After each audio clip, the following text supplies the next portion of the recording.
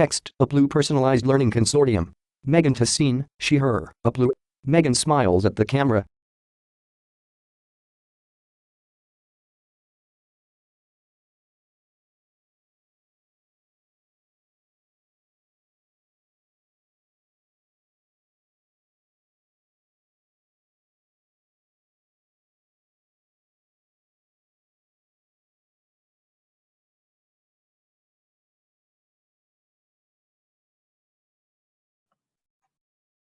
Hi, everybody. We're just waiting a few moments to let everybody kind of enter the space, and we'll get started in just a moment.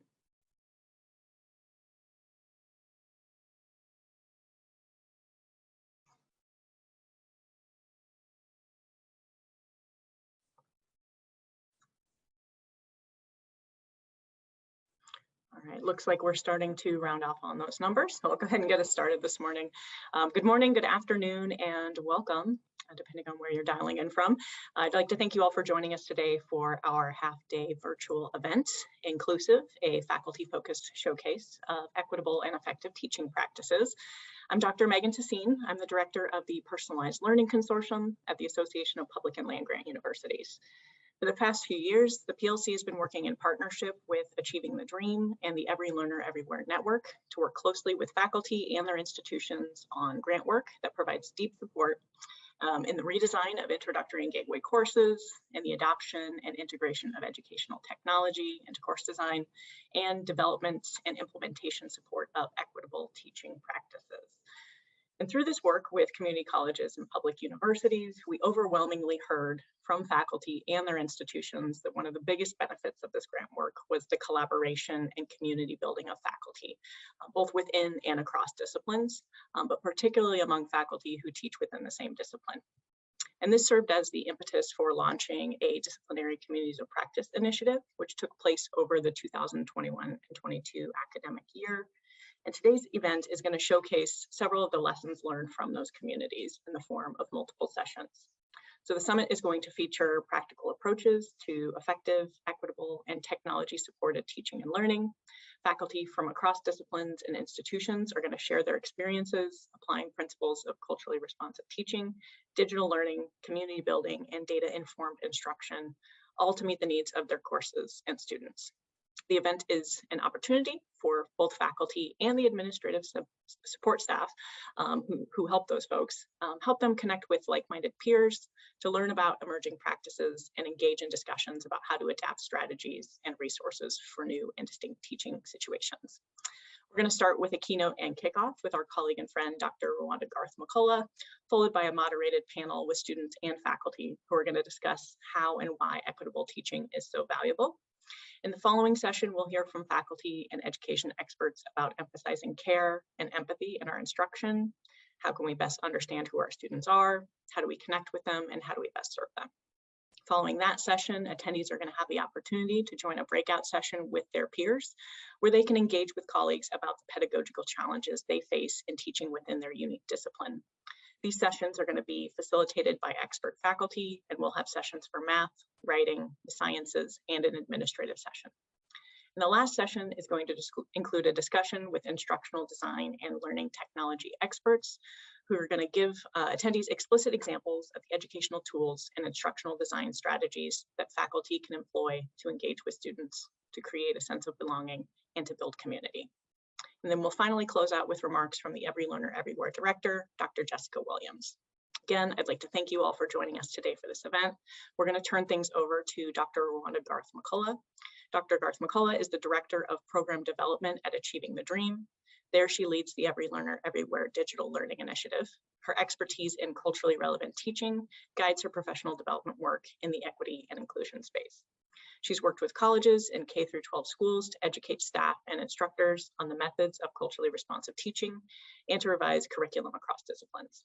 Rwanda supports educators to invite and integrate their students' cultural knowledge as a cognitive tool in service of their achievement and success.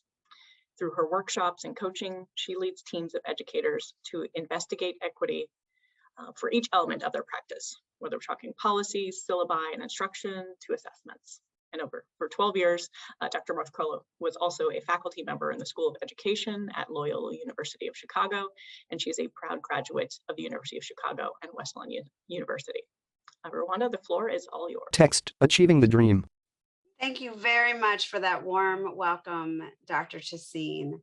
I am delighted to be here with you today for this faculty-focused showcase to talk about teaching practices that promote inclusion and equity. It is an honor to be among like-minded educators who share my passion for effective student-centered strategies. After your time with us today, I hope you take away an understanding of how teaching and learning plays a critical role in institutional transformation. I will also share equity-minded teaching and learning practices that faculty are using to interrogate who is being served by the curriculum, identify and disrupt practices that are perpetuating the status quo, and redesign their pedagogy to center student learning. As soon as I can move that, there we go. Before I get started, I wanted to first tell you a little bit about the great student and equity-focused collaboration that is the Every Learner Everywhere network. Achieving the Dream, APLU, and the OLC, Online Learning Consortium, are not only the co-sponsors of this event today, but we are partners in the Every Learner Everywhere network, which includes 9 other organizations who share our drive to advance equity by transforming post-secondary teaching and learning. Rwanda, I just wanted to chime in real quick. I'm not seeing your slides if you are sharing them at this point. Oh, good point. Sorry. All good. We'll all get there together. Are you seeing them now? Yes, yes. Okay, okay, good. Sorry about that. Text, the Every Learner Everywhere network. Our collective mission is to help institutions use technology to innovate teaching and learning with the ultimate goal of improving student outcomes for Black, Latino, Latina, Indigenous and poverty affected and first generation students. Text, equitable digital teaching and learning. Based on Achieving the Dream's learnings from the field, we have created a framework to support colleges to develop a culture of teaching and learning excellence that is necessary to respond to the institutional urgency and see equitable, scaled, and systemic results that our communities require from us now more than ever. Puzzle graphic shown. Our focus today aligns strongly with the first cornerstone. This cornerstone centers the importance of instructional quality with the understanding that the educational reform community is often out of their comfort zone when it comes to deep instructional work. And faculty are often left away from not at the table when institutional decisions are being made. While we acknowledge that what happens in the classroom is at the core of any college or university, we have tinkered all around it and wonder why we can only move the needle so far. Studies show what faculty do in the classroom makes a difference to not only student learning experiences, but retainment and graduation rates. And it is no longer enough to have a few faculty members like yourselves in some departments who use the evidence-based practices that have proven to foster learning for our most vulnerable students. It shouldn't be that it is the luck of the draw whether a Latina or first generation African-American student enrolls in the one chemistry course with the one instructor who is elected to attend PD sessions on their own time or a conference on culture responsive teaching and has taken the initiative to conduct an equity analysis of their course. To think about and rethink and redesign and integrate teaching moves that connect with students' cultural funds of knowledge. I think you would agree that our students simply deserve more. Fades to quote with a brain graphic. I'm making an assumption here, but I'm going to assume that, like me, the faculty members and the academic leaders here today logged on because we have tried various strategies in our courses and have had some successes as well as challenges. We share a common concern about the inequitable outcomes in our departments and in our institutions. And if we closed our eyes right now and stilled our mind long enough, we would picture the faces of students we tried to reach but couldn't, and are in search of strategies that could have made an impact on those students. Working at ATD and with the Every Learner Everywhere network has afforded many opportunities for me to apply my research on culturally responsive teaching and equity-minded teaching practices in higher education. The focus of my research was on the effect of culturally bound prior knowledge on African American students' reading comprehension. And I conducted a study that involved prior knowledge assessment and reading comprehension assessment to identify the role cultural information plays in learning for students who are across the academic performance spectrum. And what I found was that culturally bound prior knowledge had a significant effect for mid-level readers to the extent that their comprehension scores rivaled the high-performing students. This finding confirmed the hypothesis that learning can be positively impacted when students can access and leverage their cultural ways of knowing and being in academic tasks in ways that enhance their performance. When I was teaching educators, the challenge became how to design and scale the instructional practices that invited and used cultural knowledge, like Carol Lee's cultural modeling framework. Dr. Lee worked with students' knowledge of rap lyrics and African-American vernacular English to scaffold their understanding of literary elements. And if you haven't had a chance to see the video Text Zaretta Hammond. and data that she has, it is really amazing. You get an opportunity to see the students' progression of literary analysis from Fuji lyrics to Toni Morrison's Beloved. And since then, educators like Carol Lee and Zaretta Hammond in the humanities and Christopher Emden in STEM have done amazing work on scalable, culturally relevant strategies, approaches in the K-12 space. And I don't know if this has been your experiences, but for this past 7 years, I've been working more directly with faculty, and my sense is that K-12 seems to be ahead of the game when it comes to integrating inclusive and equitable teaching practices. From my experience, the post-secondary space is more comfortable acknowledging historical atrocities than they are addressing the root causes that show up in our curriculum and in our teaching practices.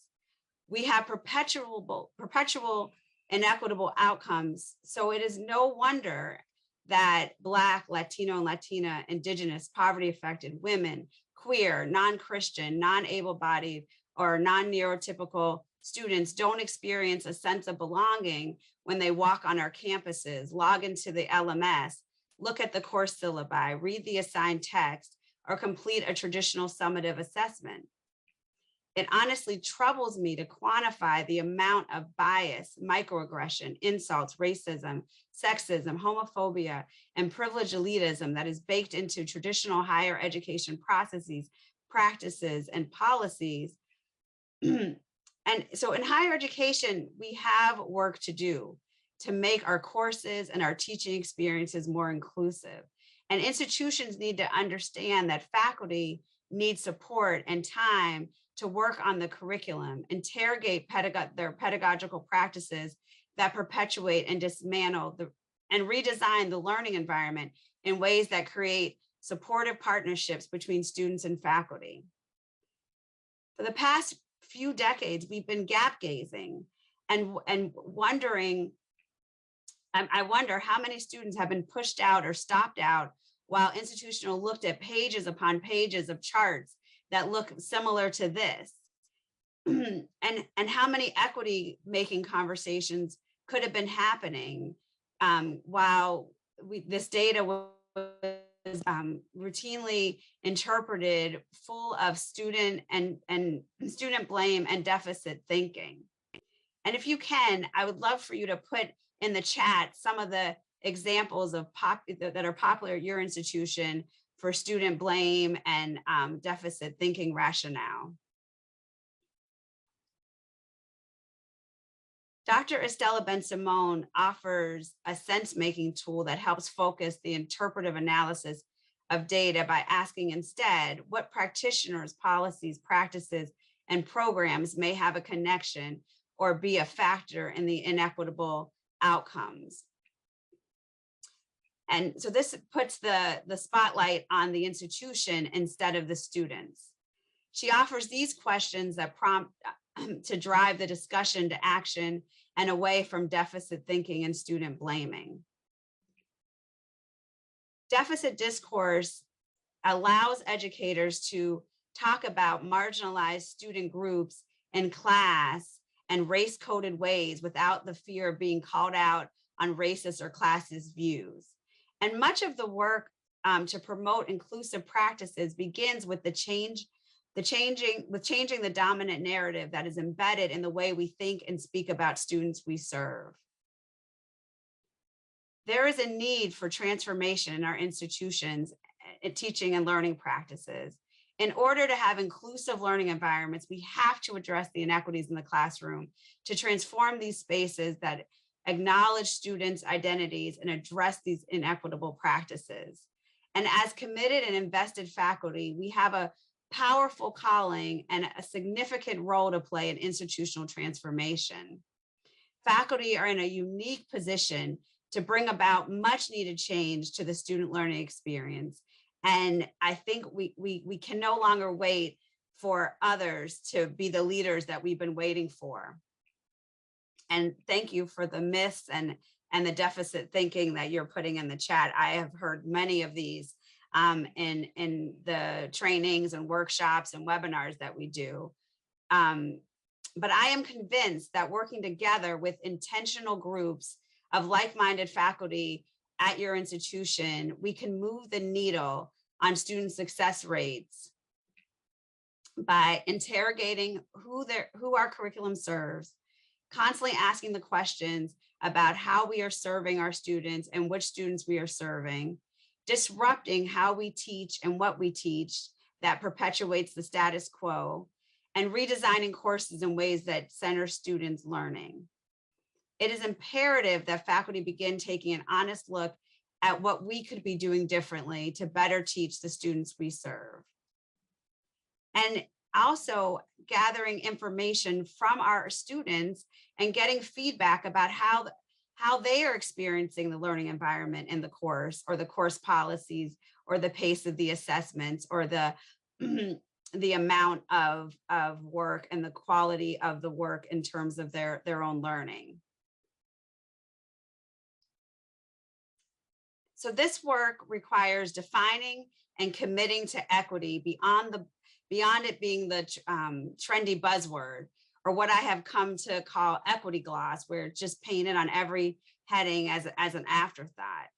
And one place to start is developing a shared understanding of what equity is and what it isn't, and how it differs from related concepts.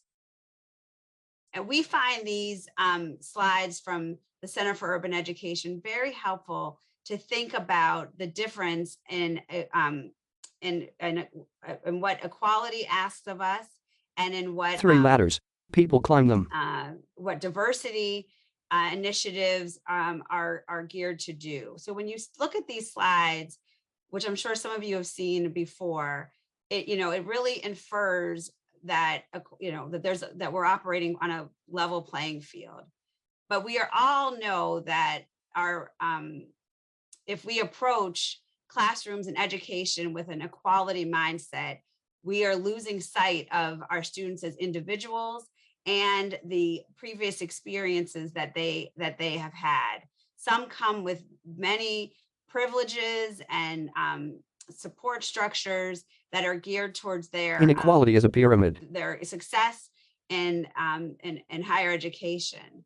And others, and you can see all the way on the other side, are coming, they're coming from below ground and deal with so many issues, including the systemic racism and bias that is baked into all of our US institutions and in our culture, and not recognizing that our institutions of higher education were not built with women, students of color, poverty affected students, student parents, veterans, foster youth, formerly incarcerated in mind.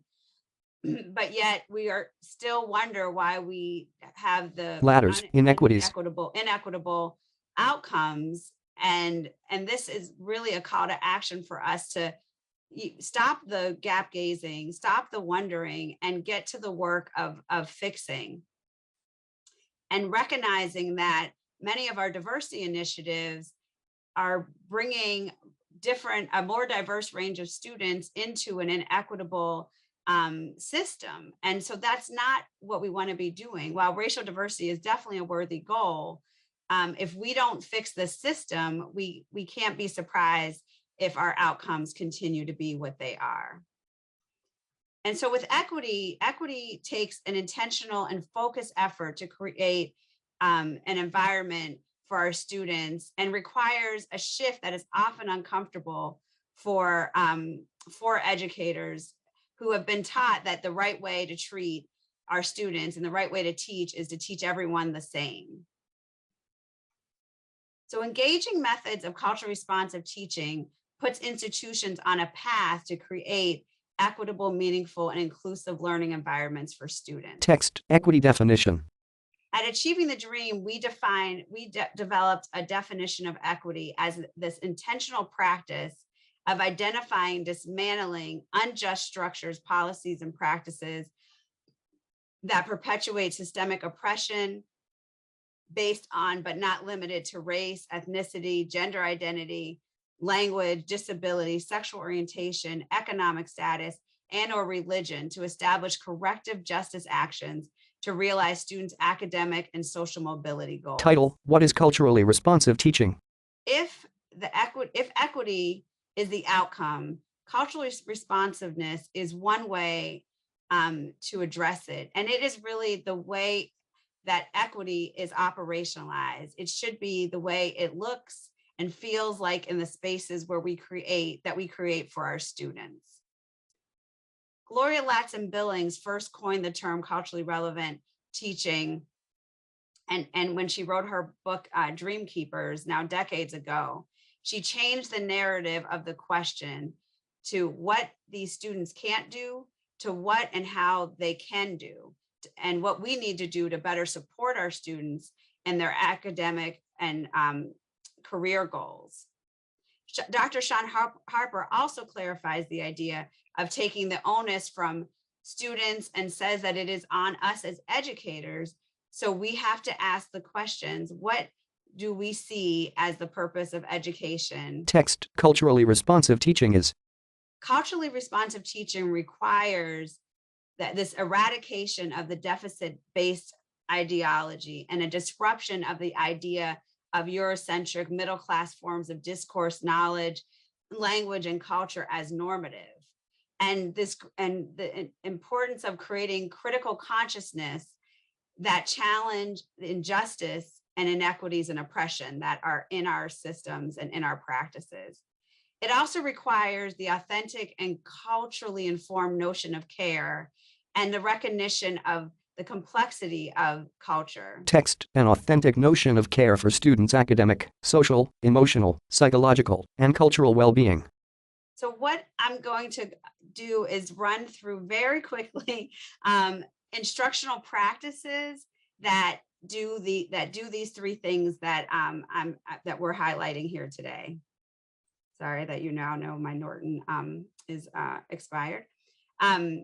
So we're going to talk about instructional practices that that help faculty interrogate their own practices.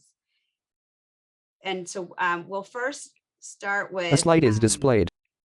equitizing the syllabus, and that we also take from the Center for Urban Education. Syllabus review documents shown.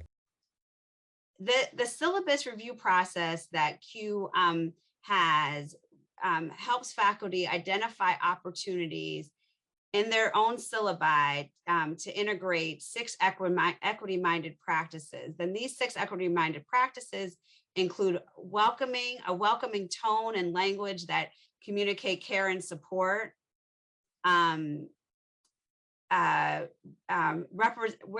looking for opportunities where representation of a range of racial and ethnic experiences can be found in your syllabi and in your assignments and readings. How are you validating students' ability to be successful, communicating the belief that all students are expected to succeed, and demystifying college policies and practices, which is so important to first generation students. And also Multiple slides are displayed. Destigmatizing the supports that your campus or your local community offer, and creating a partnership between faculty and students to work together for their success, while deconstructing and promoting awareness and critical examination of students' assumptions of beliefs and privilege. And this practice has been we found this to be very effective as an on-ramp for students who are, for faculty who are looking at kind of a starter place for how to look at their practices and to think about who their syllabus speaks to and serves.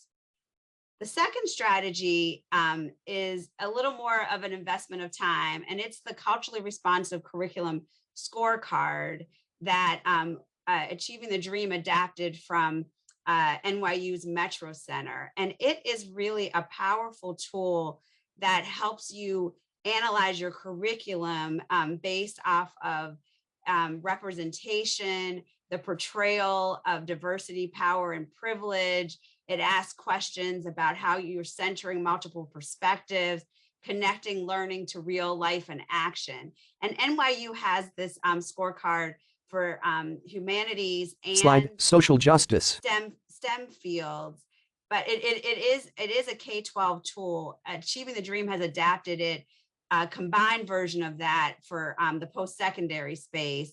And we find the scoring process and the action plan to be really a great way to start conversations amongst groups of faculty and academic leaders. And you will get a score based on everyone's assessment from that, and will put you in a range of from culturally destructive to culturally responsive.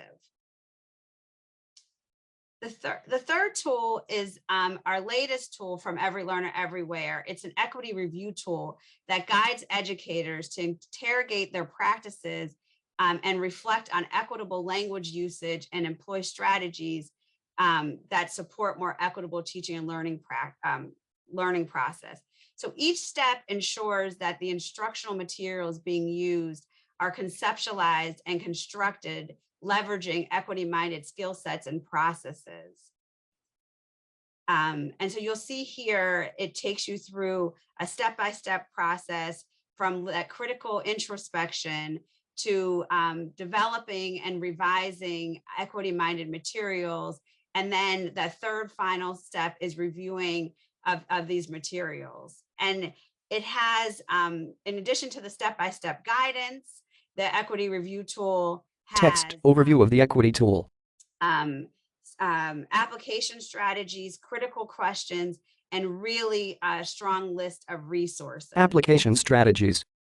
And the few highlights that we have time to talk about today, there are many highlights, but it includes a great list of common understanding of terminology and an equity language guide that is based off of Estella Ben-Simone's document review process, and helps us know not only what terms and words and concepts we should be using, but it also gives the why. We also have found this peer observation tool to be very useful for faculty to work with each other to look at who's being privileged and in their courses. And so it involves a peer observation where you ask one of your colleagues or someone to come in and observe your teaching and take note each time a student speaks. And then you would text peer observations. You would analyze by your student demographics, and then conduct a sense-making conversation with each other to help you work through, critically and constructively examining the messaging and the instructional practices that you might be favoring some student groups over others unknowingly. And this work is from James Gray from Community College of Aurora, as is this next strategy that I find to be very useful in disaggregating your racialized patterns of student attendance and the grades they're getting on homework and assessment. Slight information. The second set of strategies is around disruption. And so we talked a lot about culturally responsive teaching, and I just wanted to highlight some of the digital tools that can be useful in this culturally responsive approach of prior knowledge assessment and activating prior knowledge. And also, and thinking about culturally sustaining pedagogy, here's an example from a tribal college of how they center Native knowledge in their learning of science. Title: Culturally Sustaining Pedagogy. Anti-racist teaching practices also disrupt our traditional status quo, and and look at ways that we can remove barriers and be transparent and accountable for our actions in the class. And here's an example for English language learners of anti-racist practices that we need to be aware of when we're developing our curriculum and in our pedagogy. And I have a strong connection with service learning. I think that it's a wonderful opportunity to invite students' cultural knowledge and invoke their social justice while connecting with the curriculum and the community in very meaningful ways. Text: 6 elements of service learning.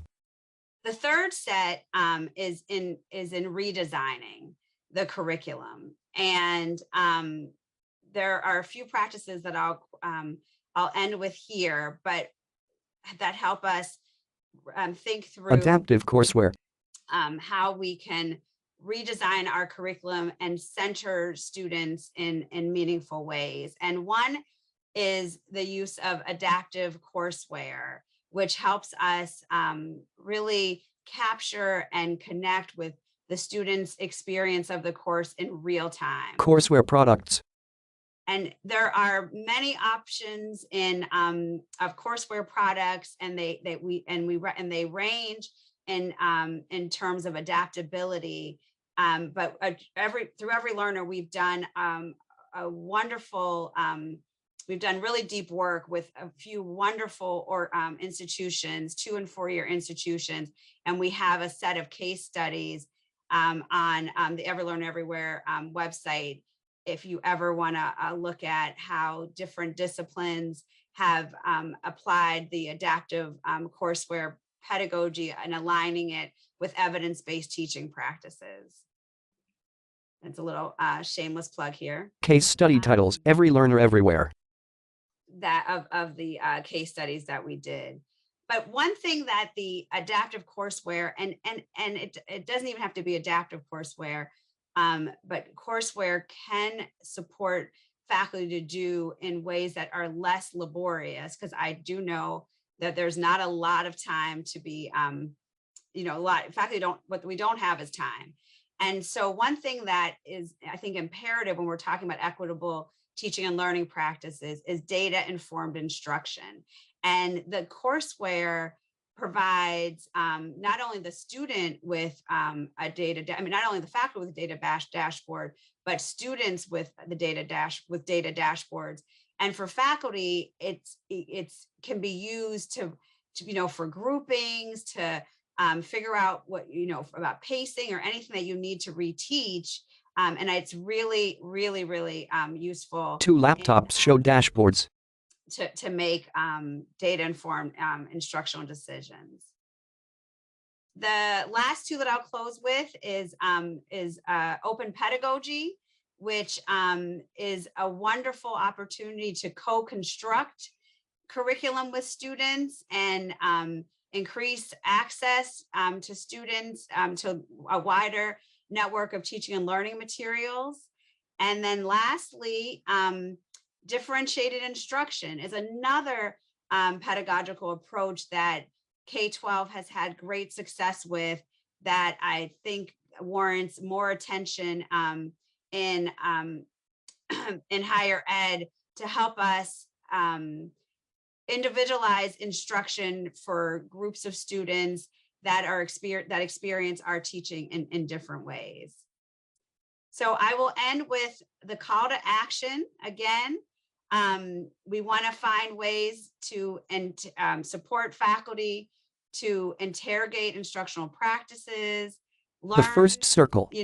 which instructional practices work in their institutional context. These are not none of these are one size fits all, and that's probably some of the reason why they haven't taken off. You have to figure out how it works in your institution with the supports that you have and with the students that you serve, and providing faculty with safe and supported opportunities for full-time and adjunct faculty to practice this. We can't expect that once a faculty member uses this one semester that their outcomes are going to go off the charts. We need safe spaces and support to practice this and to work in communities of practice, to learn from each other and to measure the impact of these practices in a disaggregated way, so that we can really figure out where we need to redesign and what we want to scale. So with that, I thank you.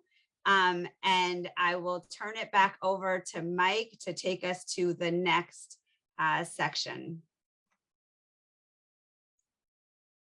Thank you, Dr. Garth McCullough, for that really important call to action. So many great resources shared in your presentation and also in the chat. So thanks to our participants for the lively chat and links that you're sharing as well. We're going to jump right into our next session, which is called Students and Faculty Speak. So we've held student panels in the past at conferences and summits like this. We always find them to be really energizing and insightful. And for this particular summit, we thought it would be useful to have students and faculty in conversation with one another about equitable and effective teaching practices from both the student and the instructor perspective. So it's my pleasure to introduce H. Ray Keith, who will be moderating the discussion, and Ray will then introduce the panelists. And so H. Ray Keith brings 25 years of professional experience in higher education, K-12, and nonprofit community-based organizations. He currently serves as program development consultant at Achieving the Dream. At the core of his work is diversity, equity, and inclusion, while improving educational outcomes for students of color through practices that validate and affirm their cultures, identities, and lived experiences. Ray is committed to disrupting the status quo and developing faculty and instructors that take a student-centered and holistic approach to culturally responsive and culturally relevant teaching and learning. His expertise includes leading institutional transformation, educational consulting, and advancing student success. Prior to joining higher education, he worked in K-12 as a high school administrator and college counselor. H. Ray Keith holds a master's degree in higher education from the University of Denver and a bachelor's degree from Oklahoma City University. So Ray, I'll turn it over to you. Thank you, Mike. Thank you all for joining us today. I'm so excited to be moderating this student and faculty panel. And so I'm going to ask that our panelists introduce themselves, and we'll start with our students and then our faculty member, and then we'll get into our discussion.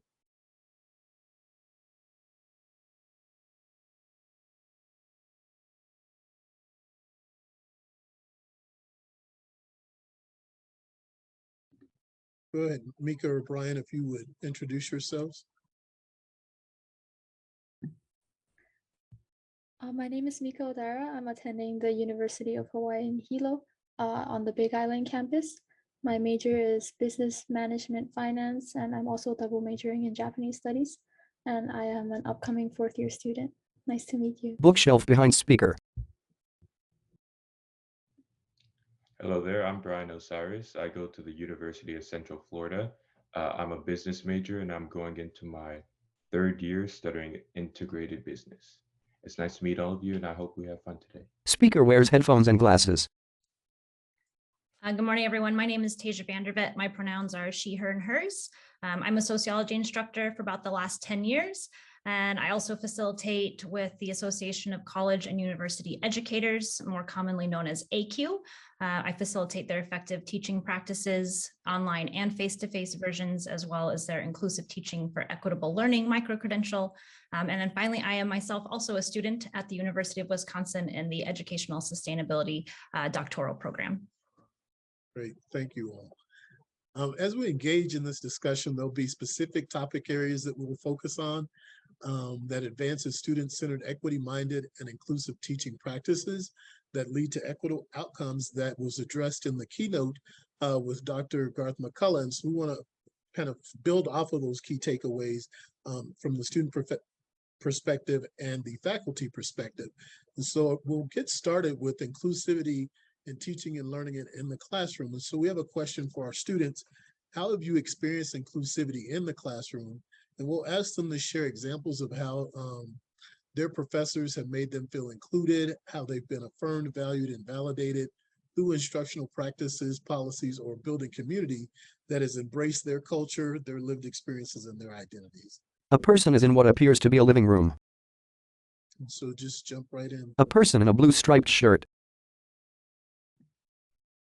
The first thing that comes to mind for me is a really basic thing that many of my professors did this past semester, and that was having a set number of maybe 2 excuse absences or 1 excuse assignment that they give kind of a leeway to us students. And that allows us for some flexibility with our own personal lives. Like if something comes up and I can't finish this assignment, then I know I can drop it at the very least.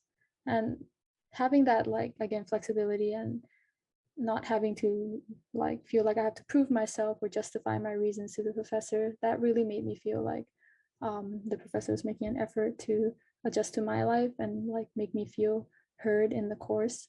So that was really helpful for me. Thanks for sharing that. Text, Brian Ocken. Ryan, did you want to have a response to that?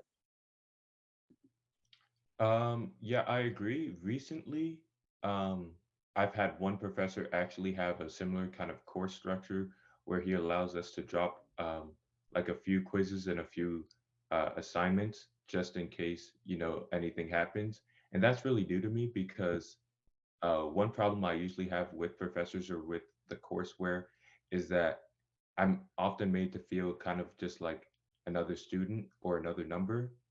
And they do that by I'll have an excuse for something like I want to complete my assignment, but I'm not able to. And it's kind of just like a tough luck situation, better luck next time.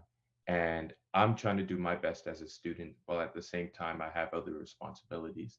And so that can make it very difficult to feel valued by my college when I'm not made to feel like a person. Great, thanks. And what I hear you all saying is really, you've had professors and faculty members that take a holistic approach to how they're engaging you and not just seeing you as a math student or a business student, but really taking into account that you come with all of your whole self into the classroom, recognizing how they can embrace and support the other aspects of your life outside of college, which is great. Thank you. And then for a faculty member, Tasia, could you provide us some culturally responsive teaching practices that you put in place that create a student-centered environment while authentically engaging them holistically? Definitely. I have 2 techniques and methods and teaching practices that I would like to share that I know have been pretty impactful. And the first has to do with assessment, especially around reading quizzes, which are generally used to just kind of keep pace with what we're learning and make sure we're on the same page as we're coming to classes. And I used to give multiple choice timed quizzes that were taken on our learning system on D2L. And these quizzes pulled a random 20 set of questions out of a question bank of 30 to 40 questions that I had written. And I always hated it, but I felt that it was really one of those things that, oh, it's just, you just have to do it. Reading quizzes are required. You've got to do them. I did some research to try to support getting rid of quizzes altogether, which I did not find. Quizzes are beneficial in helping keep pace and checking learning, but I did learn that I could do them in different ways. And so what I did do is change the parameters for quizzing, where instead of it being one chance with a strict due date and time with a time limit, students were able to take the quiz up to 3 times. And so at the end of the quiz, they would see the questions that were answered incorrectly, but not the answers. And what this did was help promote an opportunity to go back and look and see what the answers would be to those questions, because they would know then what the theme was, the topic was that was missed, study again, and then come back and take the quiz again. They'd get a new set of 20 questions, but all around the same chapter. So it was hitting on the same topics. I think this really promoted an opportunity to learn and encouraged, getting some credit for that additional effort put into reviewing the quiz and seeing kind of where space was still to grow. And students reported appreciating that extra opportunity, as Mika and Brian said there, of sometimes things come up and you want to do it, but you don't have the time at that moment. And so having the opportunity to come back. And that's what we really want from a quiz, right? Is for students to have that opportunity to demonstrate knowledge and then also see where they have space to grow. So it doesn't have to be a punitive moment. And I did see, comparing across 2 semesters, the average quiz score go up by about 2 questions. And then the final exam score went up by about 6 questions. So that relearning and repracticing process was beneficial. I actually don't use that method anymore in sociology. I use what's called now a double entry journal, which is even more, I think, culturally responsive and really open-ended for students. So they get the key terms from the chapter. One section of the quiz is to give it a definition, which usually is found in the textbook. And then the second quiz box is just to explain that term. And that can be relating it to their personal lives, relating it to another example in class, something in a movie, something that their family has experienced. It can really be anything at all, so long as it's kind of showing how they've applied that topic. I know that method isn't possible for all classes. There are courses with 100 students, and that would be a really difficult thing to grade every single week for those courses. But I think you can make a hybrid of quizzes where some are multiple choice, and then there's a handful of questions that have that open-ended component to it. The other big change I just wanted to talk about was kind of my shift on the perspective of how I define my role in the classroom. And I've really settled on thinking of myself as a curator that is there to kind of narrow down all of the topics that we can talk about into what students are interested in, but then still leaving options. So I teach a sociology of deviance course, and we have a lot of interesting topics like sexual deviance, mental health, physical disabilities. And for those sections, I usually will bring in 5 or 7 articles around that idea. So like for mental health, for example, we do an article on postpartum depression, PTSD, an article written by a professional hockey player who talks about the stress of being in that role, eating disorders, and then students get to choose. And so then that gives them the opportunity to focus in on something that is related to the topic we are going to discuss, but has an impact that they get to choose like which direction they want to go with it. And then we share out either through pairing up or doing a big group share out, so everyone gets to hear the content of those articles. And that works really well online as well. Students can pick their own article and then share out about it in a discussion forum so that everyone in the class gets to see kind of how they reacted and responded to that article. So those are a couple of examples of what I have changed over the years. Great, thanks, Tasia. Brian, Mika, did you all have any other things that you wanted to share in regards to how your professors could be more inclusive in their teaching and learning? I have one thing. This is not something I've experienced personally, but in my internship with ELE and OLC, we were talking a lot about how to make forums in class better and more inclusive. And what we concluded from that is to allow for like multimedia submissions, not just like a question and a text answer, and every student has to do that. But if you have like a prompt, and if students want to submit like an artwork or a voice recording or a video, to allow room for that and like create an environment where that's not something students would be hesitant to do, then that would be really grateful for expanding the learning experience, I think. Thank you. Brian Ocken. So what I think for a professor to be more inclusive, one of the ways I like see how inclusive a professor or an educator is in general is by what they allow in their classroom. Kind of like what Mika was saying, allowing people to submit in various different ways. But for me, I'm thinking more along the lines of this can't be done for every class, but for classes where discussion is heavy, allowing for uh, difference of opinions even to be brought up in the classroom, or even if it's an online discussion, allowing that to be brought up, as long as there's a mutual sense of respect or understanding, so that no one really feels like they've been personally attacked, but that this is just an opinion with and a respectful discussion. Text Brian. Great. Thank you all. So this is going to lead us into our next topic, and really wanting to think about how are we designing our classes? How are we utilizing student experience, their voice and perspective as we create our classes, as we think about our curriculum and our teaching practices. And so for our students, what does your ideal learning experience look like? And provide an example of that. Max Ferk in front of blue wall. It cuts to Mika Adera. In my experience, I feel I learn best in a course where I feel like I have a stake in the class. Like going back to what Brian said in the beginning, like not feeling that I'm just a name on the roster or just like an anonymous face in the crowd, but actually feeling like my opinions and my inputs are being taken seriously in the course.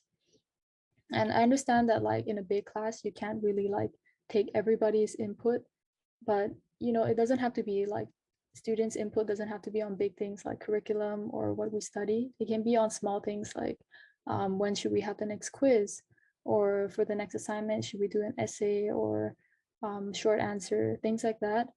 Like getting to decide those small things is really empowering for me, and it makes me feel like, oh, I actually get a say in what I do in this course. And I find that in courses that allow me to do that, I perform better in general. I think for two reasons. For number one, I think because I respect the professor more, so I don't really want to disappoint them.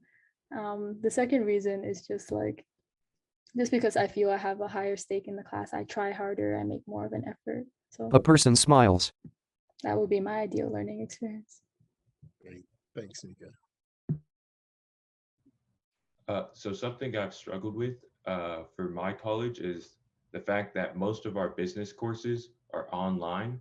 And I've just been so used to the K through 12 education where it's like everyone sees each other face to face. We all get to talk to each other. We all get to form an interpersonal connection.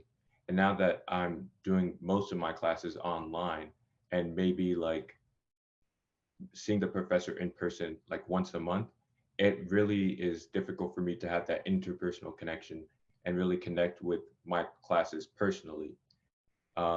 And so what I'm thinking is maybe that the professor or the dean, whoever's in charge of the courseware, makes it possible for students who excel with online learning to access courseware online, and at the same time for students who excel more in person to allow there to be a more lecture heavy portion of the class. And so students get a choice between how they learn with that same professor, either through online learning or the in-person lectures the professor would hold. Name Brian Oregon. Great. Thanks for sharing that, Brian. Yeah, as we think about how we're designing courses, are we even communicating that with our students? Are we engaging our students and bringing them into that process? Because again, this is their share. They will be able to share how they learn best, and how do we then change our practices or transform our practices so that students are having equitable experiences, but also having experiences in the classroom that are meaningful to them. Thanks. Our second question for our students is, how does taking an inclusive approach in the classroom impact your student experience? I think, Brian, you spoke about that a little bit, but could you all expand and maybe provide an example how this impacts your experience with learning and also engaging with your faculty members and your peers. I'm sorry, I didn't hear the question. Can you repeat it? How does your professors taking an inclusive approach to their teaching and learning impact your experience as a student?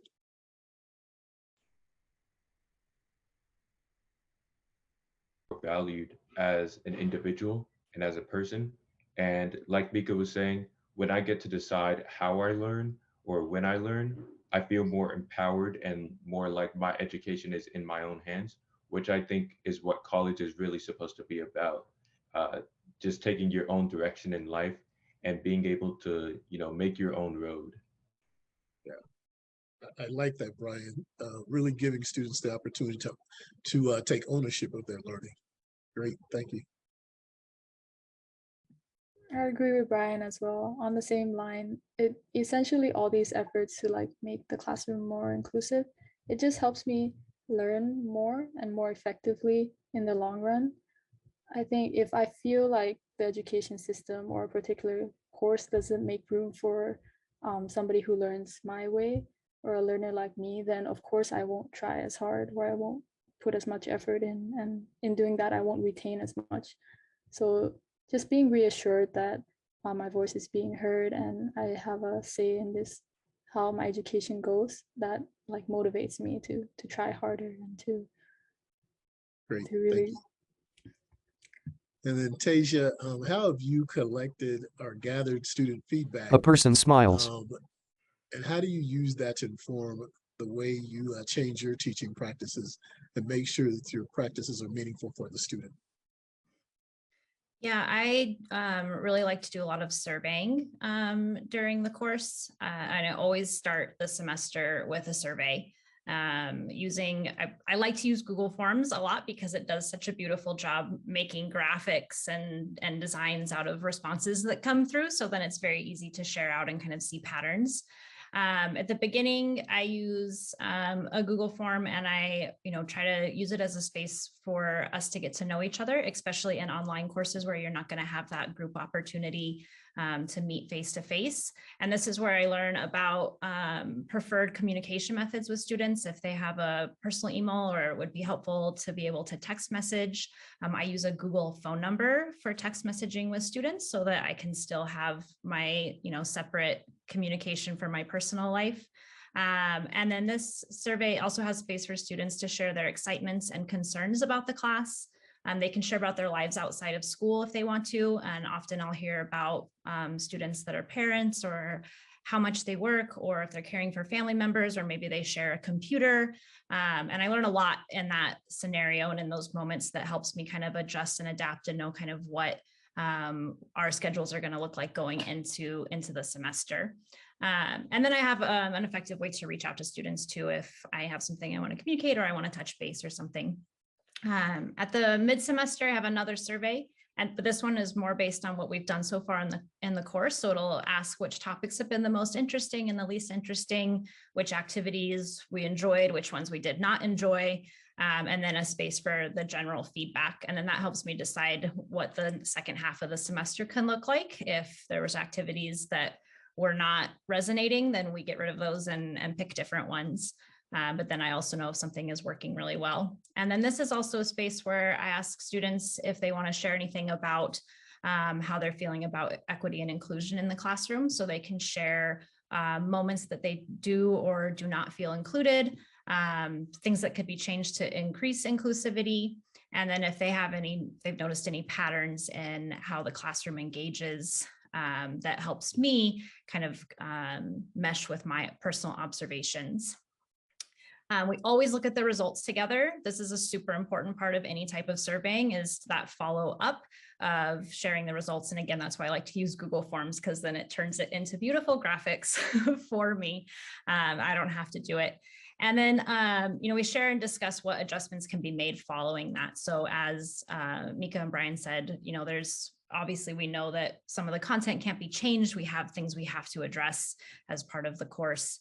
But I think that if you feel that the survey process is intimidating because of those places where you can't make changes, it's totally fine to present that and just be transparent of this is not a thing that can be changed and here's why, right? This is a course learning outcome, we have to do it, or I have to have grades in by this certain date, so this it has to be submitted by this time. And that transparency will often alleviate the desire for it to be changed from the students. It's just a matter of sharing why is it that this is in place this way. I also give the same survey at the end of the term, including all of the topics that we covered, so I can get, again, another sense for upcoming terms. Which topics did we like the best? Which activities did we like the best and least? Text Tasia Vandervegd. These mid-course surveys and end-of-course surveys are always anonymous. I think that's really important to get authentic feedback and create a space of safety for students to share authentically. To encourage participation, what I'll do is set up a scenario where if 90% of students take the survey, for example, then everyone gets some extra credit points. So there's still some motivation there, but I don't have to be tracking who took it, just that a certain percentage did. And so again, I would just say the single most important thing is about giving the follow-up, reviewing what was shared, discussing what comes of it. And just this is super important because skipping this step can actually have that opposite effect and create exclusion, and making the students feel as though it was a waste of their time to take that survey if they never get to hear what comes of it. Tasia adjusts her glasses.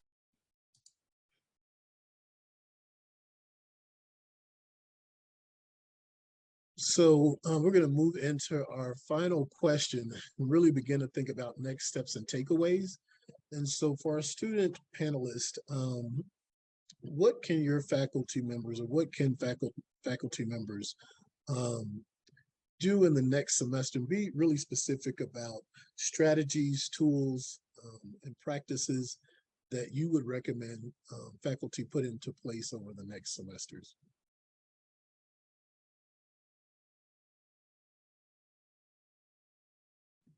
The main thing from my experience would be to establish a solid communication, a way to communicate with your students.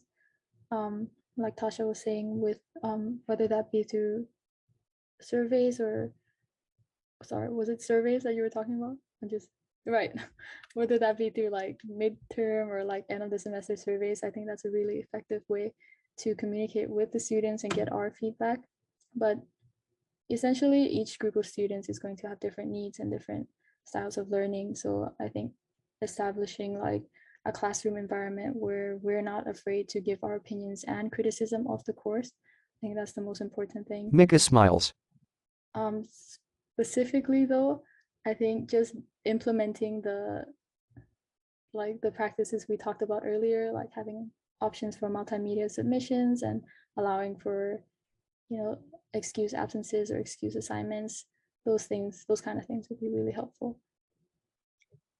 Text Brian Atosu.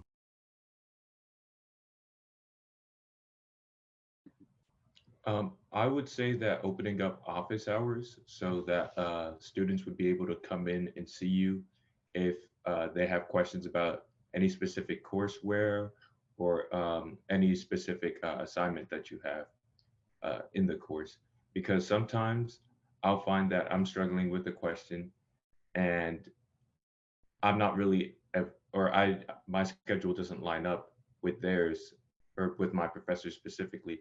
And so I have to email them and kind of schedule maybe like a Text Brian Dabbs. in-person meeting or a Zoom call that's outside of their office hours. And that's always a relief to me knowing that, yeah, even though I'm not able to make it to your office hours, you still have some time that you can, squeeze in for some of you students. And that makes me feel like, appreciative of my professors and what they're doing for their students. That's a great point, Brian. I know during the pandemic and even currently, one of my colleagues changed their office hours, and they were very specific about making sure that their office hours truly met their student schedule. And so they were having office hours in the evenings. And again, the office hours, students begin to utilize those office hours in a more meaningful way, but also helping students understand what it really means to be able to use those office hours and what are those office hours for. We use a lot of language, jargon in higher education. And many times I've heard students say, you know, office hours is a time where I shouldn't really be bothering my instructor or my professor, because I think that's time for them to be in their office doing their work. And so how do we communicate what those office hours really are for, and help students understand and center students in that space so that students understand that office hours are really for them. Any other practices or ways that faculty can engage or change their practices as they think about moving into the fall semester, but even the summer semester? What are some things that professors might be able to do? And I want to hear from Mika and Brian, and then we're going to move to Tasia is going to share some information as well.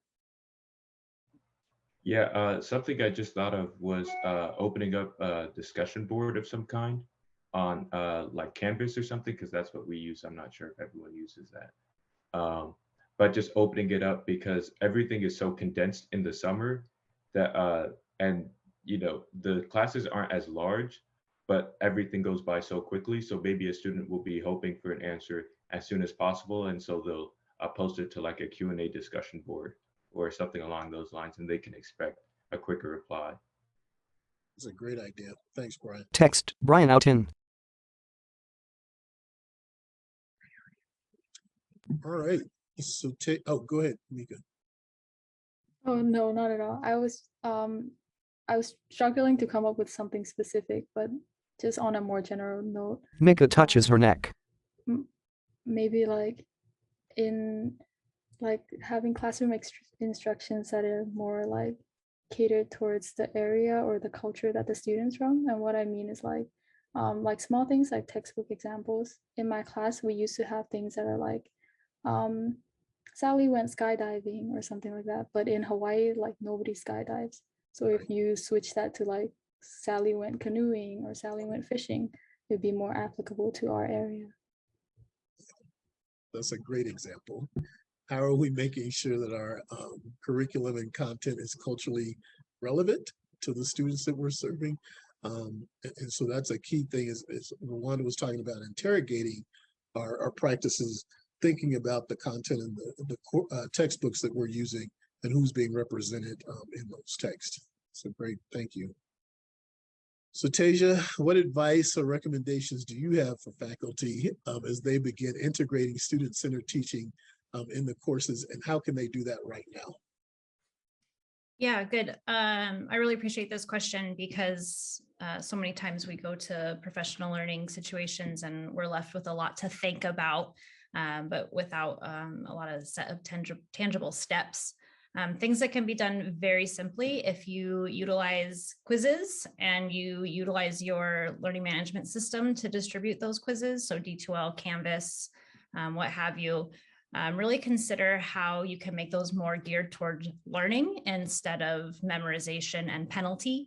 You know, this idea that students should be able to learn something on the first try, I think, is a really detrimental mentality towards quizzes, especially. So if you're in a space where you might want to try out the multiple attempts, or to Mika and Brian's point, modifying kind of the limitations of a due date to allow for changes to somebody's schedule or their availability.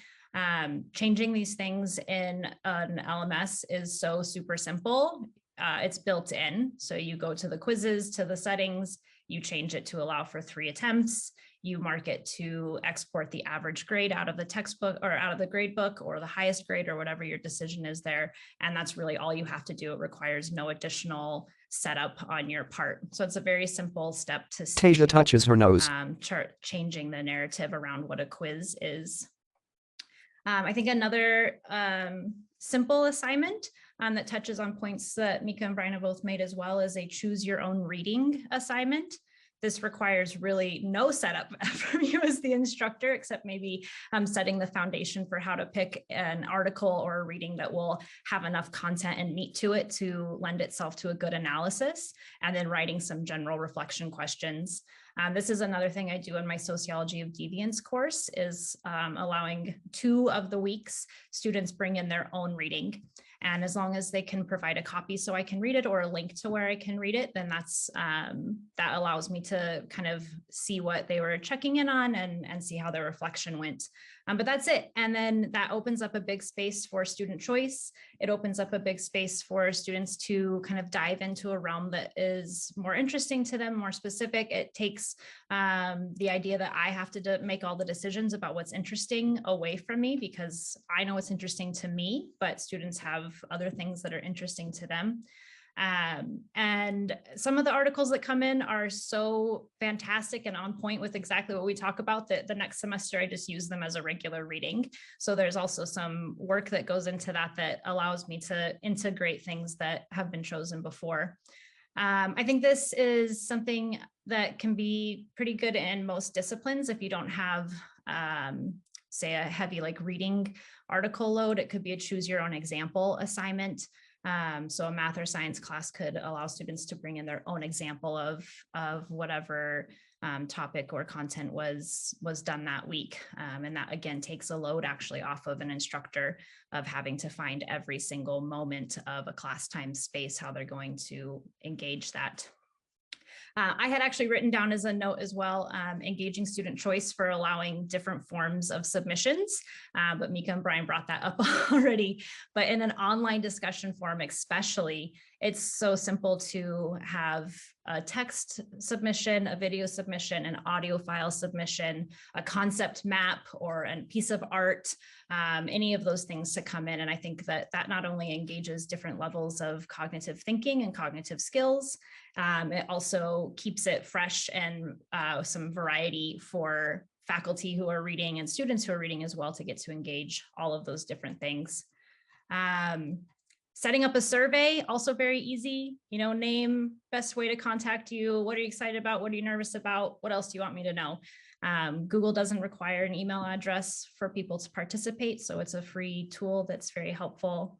And I think my last thing is that, with everything that is going to be discussed today and has already been shared, just to remember that small steps towards equity are beneficial steps. Engaging culture responsive teaching does not have to mean that you spend the next 4 weeks before the fall semester redoing everything and shredding your syllabus and starting all over. That definitely does not have to be it. That's too much. It's overwhelming. And I think that overwhelming sense can sometimes be a barrier to even getting started. So I would say after you leave today, pick a few techniques that you hear about, get those going into your summer or fall classes, get established, and then just continue picking new steps to engage each semester, because again, every step is a good step towards equity. Great. Thank you, Tasia. It's so important as we engage in this work, to Tasia's point, that we do this incrementally, because it does seem very daunting to think about, I'm going to make an entire course culturally responsive. And so thanks for that advice, Tasia. I really appreciate it. I want to say thank you to our amazing student panelists. I'm honored to be in space with you. And as we engage in this work, student voice is critical and so important to becoming inclusive, student-centered, and culturally responsive faculty members, and to transform our teaching practices. And so making sure that student voice is centered in everything that you're doing as you think about being inclusive and transforming your practices. I want to thank Tasia as a panelist as well. Thank you for your insight and all the great things that you're doing that are impacting the student experience. And so now I'm going to turn it back over to Brian, who's going to give us our next steps for the conference. Thank you all so much. Thank you, Ray. Yeah, and just to echo Ray's sentiments, thanks so much to our two students, Brian and Mika. Thank you to Tasia for offering a really valuable instructor perspective to go along with the excellent examples and sort of thoughtful insight that the students had. And thank you, Ray, for facilitating this terrific discussion. Just want to remind everyone that this concludes the webinar portion of today's summit. So you should all have a schedule in your inbox with the links to the later sessions, which Megan kind of gave an overview of at the beginning of this session. I'm going to put a schedule. I'm going to put the schedule in the chat as well. Hopefully that works. But you can also send me an email if for some reason you don't have the schedule for today, and I'd be happy to send it to you. And just as a final reminder to everyone, please stick around through the full summit, which is the last session ends at about 4 p.m. Eastern time. At that time, we will have a survey, a very short survey for you to fill out. And by filling out that survey, that's how you'll earn your digital badge for attending the summit today, and also be entered into a drawing to win either a $100 or a $50 gift card. So just want to encourage everyone to stick around for the full slate of sessions today, and hope you enjoy them. Mike Brooks looks into the camera. Thanks, everyone.